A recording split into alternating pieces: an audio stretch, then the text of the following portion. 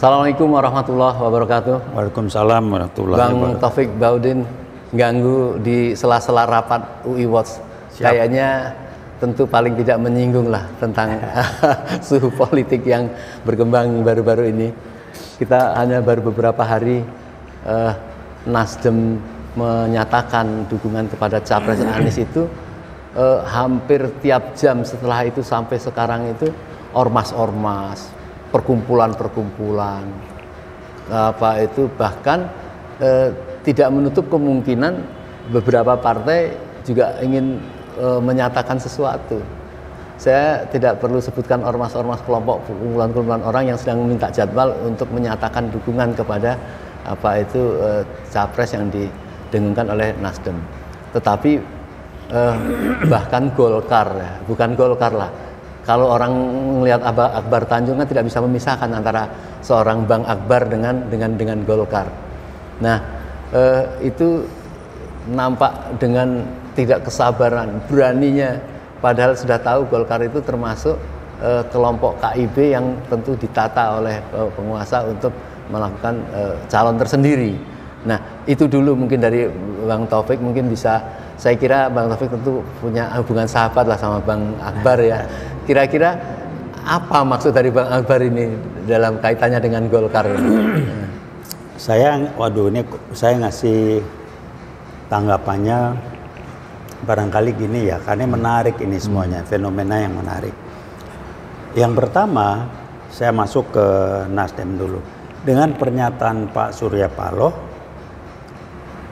Paloh memberikan contoh bahwa Nasdem itu akan berbuat dan memberikan yang terbaik untuk kepentingan dan demi untuk bangsa dan negara. Itu yang prinsip berpikirnya. Sementara pada umumnya parpol yang lain itu kalau gini, ini kepentingan partai-partai gua apa ya? Dapat apa gua ya? Jadi ini disebut dengan yang satu berbasiskan apa yang bisa saya berikan demi bangsa negara bla bla bla lewat parpol saya sebagai kontribusi. Yang lain, gua dapat apa dari bangsa dan negara demi dan untuk parpol gua dan gua. Nah, gitulah kira-kira ya. Nah, tentunya ini menarik karena saya ulangi lagi, satu-satunya partai yang koalisi yang tidak ketuanya ikut masuk dalam kabinet adalah Nasdem. Kok muji-muji? Bukan muji-muji, saya hanya mengatakan ini faktanya, ini maknanya. Bukan muji-muji, ngapain muji-muji ya, dan nggak ada guna juga. Nah, pernyataan Bung Akbar, dia hanya menunjukkan bahwa dia sebagai individu, sebagai senior di Golkar itu sebetulnya berpikirnya begitu. Apa yang mestinya dia ngirim pesan yang tersiratnya ke Golkar itu, mestinya Golkar itu jangan berpikir gua dapat apa nih. Kalau udah gua dapat apa, ngomongnya bungkusnya Golkar dapat apa. Sebetulnya ngomongnya bungkusnya yang sebut apa? Gua jajaran di Golkar dapat apa? Untung apa pribadi gua dapat? Akbar mengingatkan, berhentilah begitu. Robahlah berpikir, jangan dengan basis transaksional, malu sama Nasdem. Jadi Akbar mengingatkan apa yang mestinya, apa yang Golkar bisa berikan yang terbaik untuk bangsa dan negara tanpa mengharapkan ada risiko ya. Atau dia ingin mengajarkan kepada juniornya yang menjadi ketua Golkar sekarang, Erlangga, untuk cara melepas, kamu jangan menjadi terikat oleh KIB, mendukunglah pada rakyat yang sedang melakukan arah kemana dukungan ya, itu sebetulnya itu ada pesan tersirat dari Bung Akbar itu yang ngasih tahu, Anda mau tetap transaksional, gue dapat apa, atau Anda akan mulai ini yang kan bisa Golkar berikan untuk bangsa dan negara dan gue siap kehilangan cuan. Akbar tuh mengatakan itu. Golkar kan berkembangnya tanpa sadar, makanya apa? Di setiap pemerintahan untuk demi Golkar berkembang, Golkar harus selalu nempel penguasa. Jadi untuk kepentingan Golkar siapa? Untuk kelompok orang, bukan kepentingan bangsa dan negara. Ini jangan dibantah sebab nggak akan ketemu. Kalau basisnya politik itu cair, politik itu dinamis. Gambaran orang yang tidak punya prinsip tapi mengatakan gue begini karena politik memang begitu. Black kambing mentality itu, omongan itu diterima, dianggap itu yang benar. Jadi akibat dari apa yang disampaikan oleh Bang Akbar itu bisa menjadi kekuatan di grassroots, bisa menjadi snowball saya bola kalau buat salju. parpol, saya sih belum terlalu yakin ya. Karena ini kan pilihan orang sudah biasa dengan nilai-nilai transaksional, gue dapat apa, itu nggak semudah ngebalik tangan, nggak semudah. Tapi mudah-mudahan menyadarkan hati nuraninya. Karena orang biasa, gue begini gue dapat ini, sekarang gue gini gue nggak dapat apa-apa, imbalannya material atau non material berupa tepukan-tepukan, pencitraan, gue nggak dapet itu. Enggak semua itu nggak mudah bagi orang. Kenapa? Karena dia nggak mau. Jadi ya, apa yang terjadi? Akan terjadi di Golkar mesti ada yang baik yang juga mestinya tidak sedikit. Dia dibukakan pintu oleh Bung Akbar, ikut gua. Lo yang tidak nilai transaksional ikut gua. Sekarang pertanyaan Golkar ini, orang-orang di daerah yang Golkar dapat apa sih? Karena gua pejabat di partai, gua dapat ini jadi itu. Jadi partai dipakai buat kepentingan pribadi dia, bukan untuk cita-cita partai. Nah ini juga yang terjadi di P3 sebenarnya. P3 ini saya lihat tekad dari daerah-daerah itu, pokoknya dia akan ke Jakarta ingin memaksa si Mardiono apakah mau tetap KIP atau mau mendukung Anies, karena udah terang-terangan di grassroots itu dan mendukung Anies. Kalau saya komentar gini, saya nggak nyinggung soal bukan karena dukung Anies ya, tapi saya nyinggung gini buat partai Islam. Amat saya tidak prihatin nggak, tapi amat sangat memprihatinkan. Ngomong partai Islam, ngomong ini ayat Quran, kelakuan lo menggambarkan itu nggak? Nggak beda, transaksional lo, transaksional kebanyakan. Ya. Coba. Itu ya, peringatan untuk partai Islam. Iyalah. Lo kenapa gitu? Ya karena memang nilai-nilai. Jadi dia ngomong Islam tapi perilakunya tidak berbasarkan nilai-nilai atau prinsip-prinsip apa yang diajarkan agama Islam. Jauh. Apa bedanya sama? Oh enggak berbeda, sama aja. Jadi kok bisa begini? Ya itu kualitas orang. Tolong difahami. Pemahaman tentang ilmu agama beda dengan dia menjadikan apa yang dia pahami sebagai keyakinan dan tampil dalam perilaku sehari. Apa tampilan perilaku sehari? Ujung dari ajaran itu ilmu agama cetek. Tapi saya ujung adalah bagaimana dia sebagai orang Islam, sebagai parpol Islam menjadi orang toh parpol yang rahmatan lil alamin dengan tulus, ikhlas, bukan transaksional. Bagaimana? Ya itu yang saya lihat perlawanan dari bawah itu karena melihat semangat keagamaan, menjaga kehati-hatian di tingkat atas itu tidak seperti itu. Ini perlawanan itu berasal dari itu. Kalau dari bawah itu nampaknya ya memang cukup kental lah dalam. Iya, kesian yang di bawah yang nawa itu begitu. Makanya muncul Islam Nusantara. Ketawa gua. Kenapa ketawa? Karena dapat cuan. Nah jadi begini, bagaimana saran dari Bang Taufik untuk mewujudkan euforia dari masyarakat ini seolah-olah sudah akan ada perlawanan kepada katakan rezim yang terlalu dekat sama oligarki atau bahkan dikendalikan oligarki itu. Ini kan masih tahap awal kan.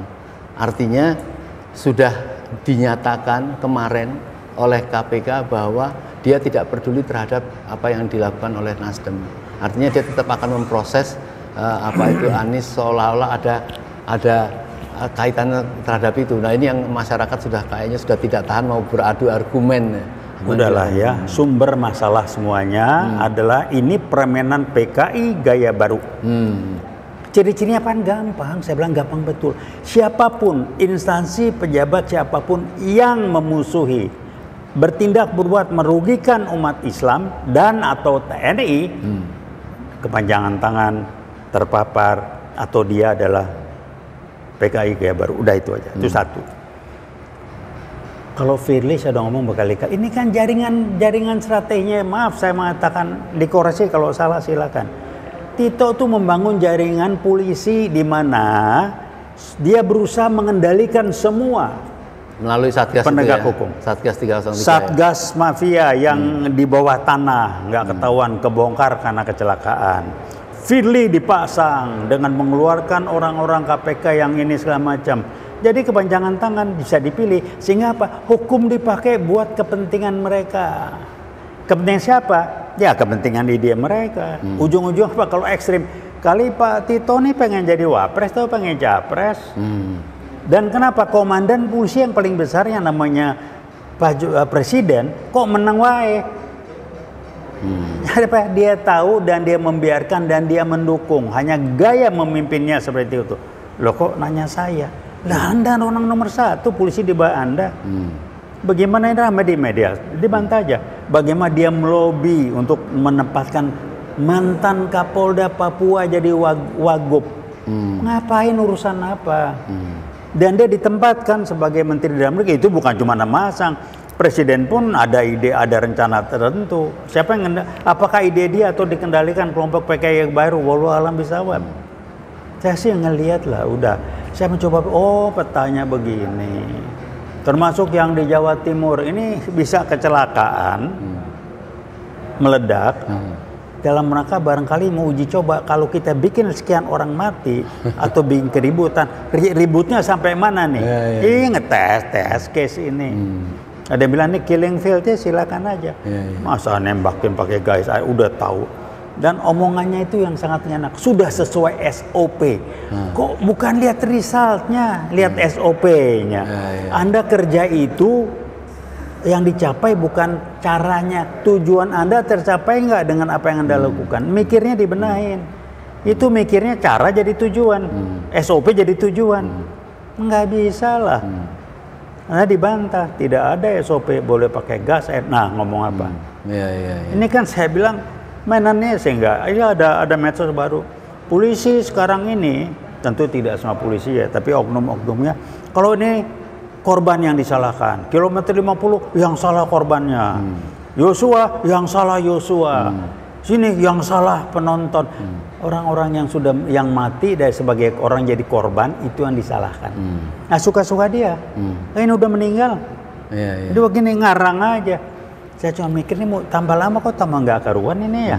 Mau kemana sih ini larinya? Kemarin tuh diskusi-diskusi di Jakarta ada beberapa tempat itu membahas problem-problem itu, tapi akhirnya memang tidak akan mungkin berharap memperbaiki dengan kekuasaan yang ada. Sehingga apa campur tangan dari masyarakat atau katakanlah kasarnya dikatakan harus ada social society yang terbentuk memaksa, itu nampaknya harus menjadi bagian. Kalau tidak bisa menyelesaikan itu. Nah, kita berharap tentu dengan adanya pendukungan terhadap pencapresan ini, paling tidak berharap perubahan itu kan nanti pada saat capres itu. Ini insya Allah tetap mengelilingi akan sukses ya menurut Bang. Iya, jadi silakan aja. Ini kan hitung-hitungan. Firly ingin memanfaatkan posisi jabatannya untuk mengganjal lawan politik. Sebab kalau Anies jadi terpilih, ini terbongkar habis ini. Ya. PKI gaya baru selesai, oleh sokol segala macam itu beres, dibongkar habis. Ini artinya to be or not to be. Lah kalau dia mau berarti silan itu, risikonya silakan aja hitung. Kalau rakyat mendiamkan ya hitungan lu benar. Kan secara sederhana Ahok itu diberesin. Itu apa yang hilang-hilang itu Harun Masiku diberesin. Itu jelas kok. Ini kok yang enggak dikorek-korek, dikutak-katik ini apa sih? Jelas benar gitu. Hari apa? Frustrasi, jadi nekat, jadi mainannya kasar. Main kasar apa? Gua yang berkuasa, lo mau apa? Cari payung hukumnya, kudeta konstitusionalnya PKI baru. Mencari kebenaran dengan undang-undang ini dia karang. Ini sama riset mengatakan kudeta konstitusional adalah salah satu strategi PKI baru kejadian. Buat apa kudeta? Membenarkan tindakan perilaku dia yang sewenang-wenang. Ada undang-undang. Kejadian. Saya ingat lagi teman saya yang berisut itu dia ketawa aja. Saya bilang, aduh Anda benar lagi. Saya tadi nggak gitu nangkap kudeta sama undang-undangnya dirobain, benar. Nanti kan alasan. Wah, alasan apa? Saya ketua KPK. Ini senior-senior di KPK yang dia betul-betul bekerja bukan demi untuk kepentingan politik, tapi demi untuk menegakkan keadilan, kebenaran, kejujuran itu disingkiri karena orang nggak bisa dipaksa. Oh, ke sana. Jadi strateginya jauh juga. Ini bukan mendadak, ini strategi jangka panjang udah disiapkan. Jadi kan kembali Bang TB mau ngambil posisi dari mana nih secara pribadi dalam mendukung suksesnya dukungan rakyat ini? Secara pribadi mau ngambil posisi di mana? Apa UI Watch misalnya mau ngambil posisi sebagai konsultan independen memberikan masukan-masukan? Saya tidak pernah mau independen. Orang independen itu kalau dari sisi values orang yang tidak punya prinsip. Ya. Saya akan berdiri, UI Watch khususnya berdiri, bekerja, bergerak sesuai dengan prinsip atau nilai-nilai inti kita. Veritas, probitas, kita pakai itu. Siapa yang sama dengan ini, kita jalan bareng. Ya nggak sama, kita bisa berangan. Gampang kan? Wah, saya independen. Mac, dalam values tidak ada values namanya independen, nggak ada. Nggak ada. Values itu apa? Keyakinan untuk kita memilih tindakan perilaku apa yang kita yakini dan kita pilih sebagai tindakan perilaku yang benar atau salah, baik atau buruk. Jadi tidak menempatkan sebagai penonton. Penonton tidak akan mengubah pertandingan, harus menjadi pemain di sisi apapun gitu ya kurang lebih. Iya, pemain itu terjemahannya macam-macam ya. Kalau saya melihatnya beginilah yang saya maksud dengan nilai itu. Kalau kita menempatkan nilai hormat kita pada orang tua, kasih sayang pada orang tua begitu penting. Kalau Anda dengar ada orang memaki-maki ibu Anda, apa Anda akan menjadi penonton? Saya netral aja, itu urusan dia sama ibu saya, apa itu? Nggak bisa. Values tidak berbicara begitu. Itu harus difahami. Apa sih kalau gua nggak dapat apa-apa, gua nggak ada urusan. UI Watch tidak ada transaksional dalam nilai-nilainya. Gue udah lewat gituan semua. Wah, sudah selesai dengan dirinya. Saya nggak suka terminologi sudah selesai dengan diri. Apa yang selesai, apa yang belum selesai nggak tahu. Tapi itu pilihan hidup, kita mau pakai values yang transaksional atau values yang basisnya spiritual, jujur, tulus, give, memberi, abundance mentality. Itu pilihan kok. Diintrodusir dengan barat, selesai dengan tidak selesai. Lu belajar dari mana? Cuman orang ngikut. Sudah selesai dengan diri. Apa sih selesai? Lu baru selesai kalau meninggal. Meninggal baru selesai. Nah, selesai. Jadi pakai selesai sebelum selesai. Kok belum selesai segala macam. Baik Bang TB, yang singkat ini saya kira dapat meramaikan, memberikan konspirasi kepada teman-teman yang di luar ya. Karena sekarang ini kan sedang saling membaca sesama kita. Yang penting jangan sampai gagal kesatuan umat ini dalam menentukan cita-citanya yang sedang menghadapi suatu problem yang sangat besar di negeri ini. Ya, catatan saya terakhir beginilah. Dengan Bung Akbar tampil dengan pilihan seperti itu, mengingatkan di internal Golkar dan mengingatkan parpol-parpol yang lain yang ikut kelompok ini, kelompok itu, terutama parpol-parpol yang katanya Islam. Parpol lu sudah rahmatan lil alamin buat bangsa dan negara nggak? Jawab. Iya. Atau lu mau koalisi ini koalisi supaya lu bisa duduk lagi transaksional? Jawab aja gitu. Iya, harus jelas ya. Jelas. Jadi jangan pakai agama tapi ini sitir hadis, sitir ayat, kelakuan lu tidak seperti apa yang lu ini. Baik, semoga keterpurukan selama ini partai-partai Islam akan bangkit melihat kenyataannya apa yang diidam-idamkan dan didukung oleh rakyat. Terima kasih Bang TB. Terima kasih kembali. Assalamualaikum warahmatullahi wabarakatuh. Waalaikumsalam warahmatullahi wabarakatuh.